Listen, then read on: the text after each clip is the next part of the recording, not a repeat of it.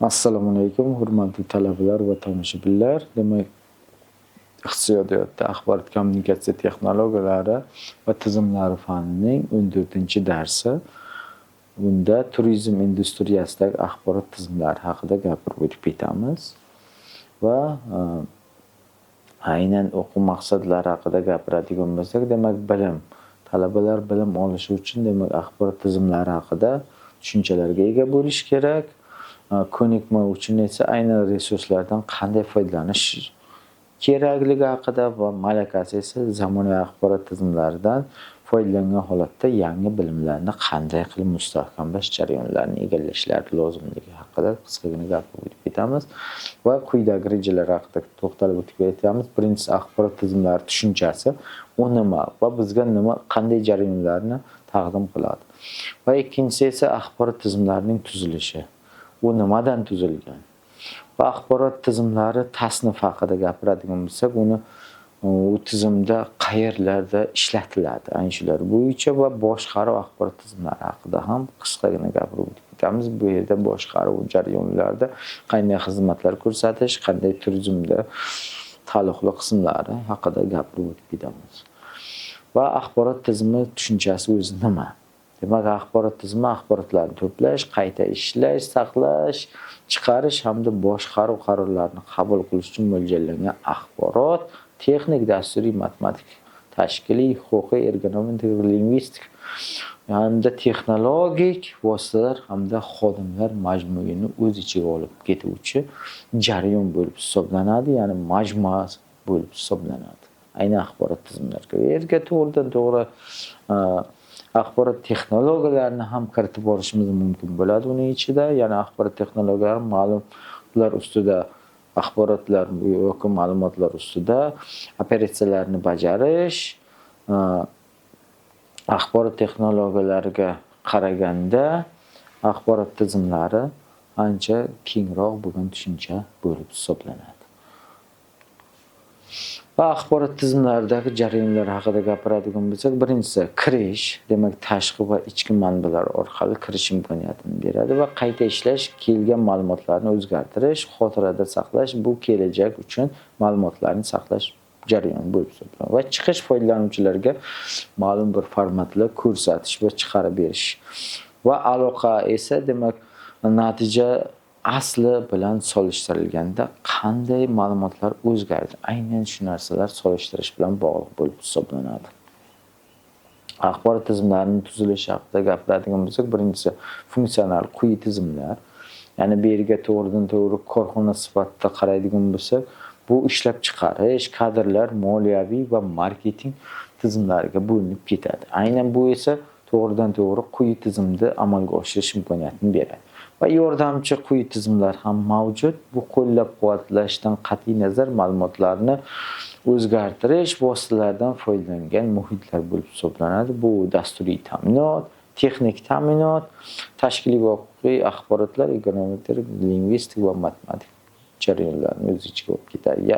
Ya'ni yordamchi quyi tizimlarni dasturiy va texnik ta'minoti, bu to'g'ridan-to'g'ri dasturiy ta'minotning quyi tizimlari bo'lib hisoblanadi. Bu yerda operatsion tizimlar, kompilyatorlar, ma'lumotlar bazasi, tarmoq dasturlarini ham o'z ichiga olib ketadi. Va texnik ta'minot esa to'g'ridan-to'g'ri shaxsiy kompyutermi yo korporativmi yo super kompyuterlarmi yo aloqa texnologiyalarimi har birini o'z ichiga olib ketadi.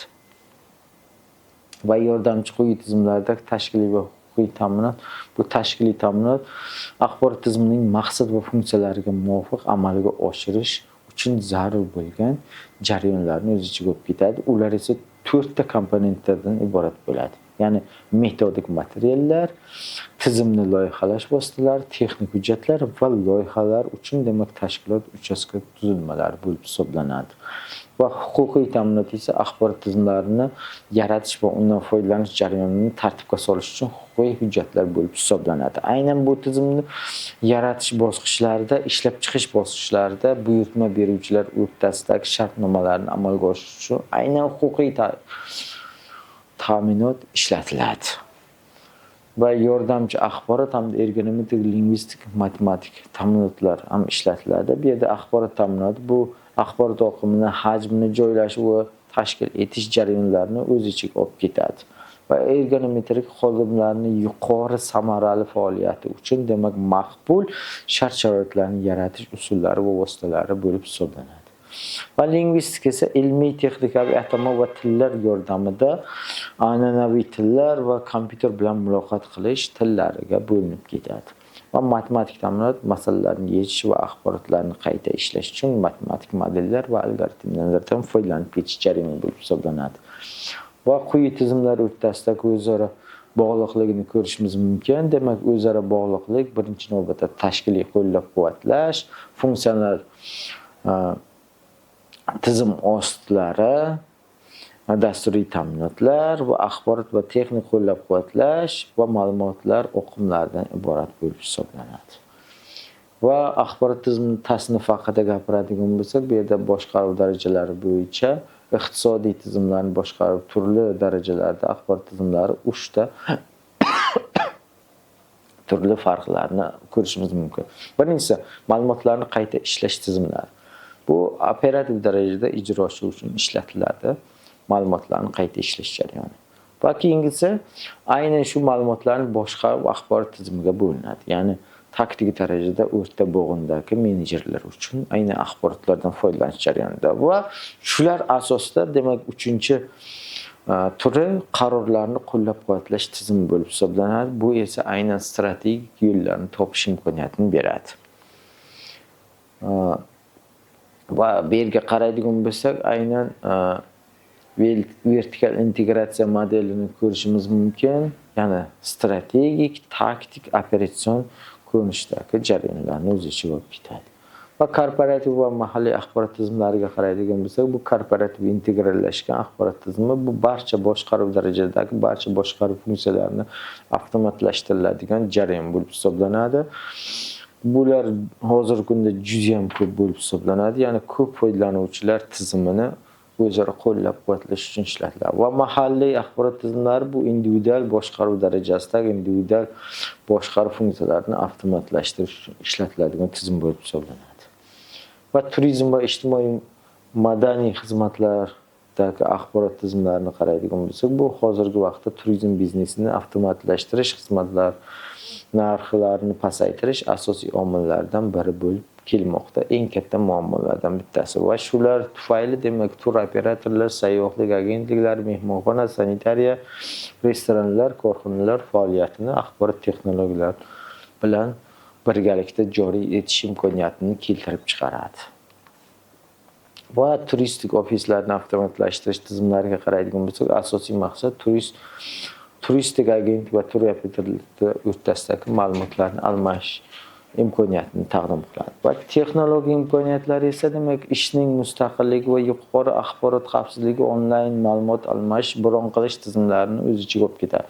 Va ideal tizim esa demak mijozlarga shaxsiy kompyuter orqali turistik xizmatlarni mustaqil ravishda tanlash, paketlarni shakllantirish va transport va turar joylarini bron qilish jarayonini o'z ichiga olib ketadi. Mehmonxona va restoranlar boshqaruv tizimlariga qaraydigan bo'lsak, demak mehmonxona kompleksi bron qilish xizmatlariga qo'shimcha ravishda demak ma'muriy, marketing, muhandislik, qo'shimcha pullik xizmatlar va hokazo xonalarni boshqarish imkoniyatini ham taqdim qiladi. Restoran biznesi esa to'g'ridan to'g'ri demak oshxonalarga buyurtma berish, idish-tovoqlar va menyularni hisoblash, mahsulotlarni harakatini hisoblash, naqd va pulsiz to'lovlar va kassa ofitsiantlar va hokazolarni o'z ichiga olib ketadi. Aynan restoran biznesi. Va bundan tashqari demak ICT konsept qismi mavjud. Bu korporativ axborot tizimini tarkibiga kiradi. Bu to'g'ridan to'g'ri olishimiz mumkin. Rossiya va O'zbekistonda ham mana shunday ko'rinishdagi tur operatorlar va tur linklarini ham o'z ichiga olib ketuvchi saytlari mavjudligini ko'rishimiz mumkin. Aynan sanatoriyalar uchun demak axborot tizimlari bu ko'proq hozirgi kunda ishlatiladi. Dam olib kelish yoki ma'lum bir jarayonlarda ma'lum bir sog'ligini yo'qotish jarayonida uni tiklab olish jarayonini o'z ichiga olib ketadi. Aynan sanatoriyalar uchun axborot tizimlari sohasida sezilarli kechikishlar hozirgi kunda ma'lum darajada kuzatilmoqda, lekin bu jarayonlar ham rivojlanish natijasida ularni aynan olib ketishimiz mumkin bo'ladi. Yana ham yangilangan holatlar ko'rishimiz mumkin bo'ladi. Va bundan tashqari CRM hamda marketing axborot tizimlarini ham keltirishimiz mumkin. Ya'ni CRM bu inglizchadagi so'zlarning qisqartmasi bo'lib hisoblanadi. O'zbekchaga tarjima qiladigan bo'lsak, bu mijozlar bilan munosabatni boshqarish tizimi bo'lib hisoblanadi. Ya'ni qattiq raqobat sharoitida mijozlarni maqsadli qidirish imkoniyatini beruvchi tizim. Ya'ni marketing axborot tizimini qaraydigan bo'lsak, bu to'g'ridan-to'g'ri CRM ga qaraganda sezilarli darajada ko'proq funksionalligiga egaligini ko'rishimiz mumkin bo'ladi. Va asosiy mafkurasi va asosiy g'oyasini qaraydigan bo'lsak, ular yopiq texnologik ravishda, sikl ravishda bir jarayon bo'lib hisoblanadi. Bular esa aynan mijozlarni uzoq muddatda ushlab qolish, sayyohlik agentliklariga jalb qilish, tur operatorlarini ishlatish va xizmatlar va tahlillarni o'z ichiga olib ketish jarayonini ko'rishimiz mumkin. Va turizm axborot tizimlar bozorining rivojlanishi yo'nalishlari haqida gapiradigan bo'lsak, bu birinchisi mahalliy tizimlar, milliy integratsiya tizimlari, internet va elektron tijorat tizimlari va ASP texnologiyalarini ham o'z ichiga olib ketadi. Ya'ni ASP texnologiyalar bu tizimga obuna bo'lish, eng faol foydalanuvchilarni topish masalasi bo'yicha ham aynan ASP texnologiyalaridan foydalanish jarayoniga kelinadi. Va xulosa qilib aytadigan bo'lsak, to'g'ridan-to'g'ri axborot tizimi haqida gapirdik va boshqaruv darajalari haqida gapirdik va korporativ va mahalliy axborot tizimlari haqida gapirib o'tdik va turizmdagi axborot tizimlari haqida gapirib o'tib ketdik. Aynan undagi raqobat bardosh bo'lgan jarayonlar, ya'ni marketing, CRM tizimlari haqida ham qisqagina gapirib o'tib ketdik va e'tiboringiz uchun rahmat, salomat bo'lingizlar.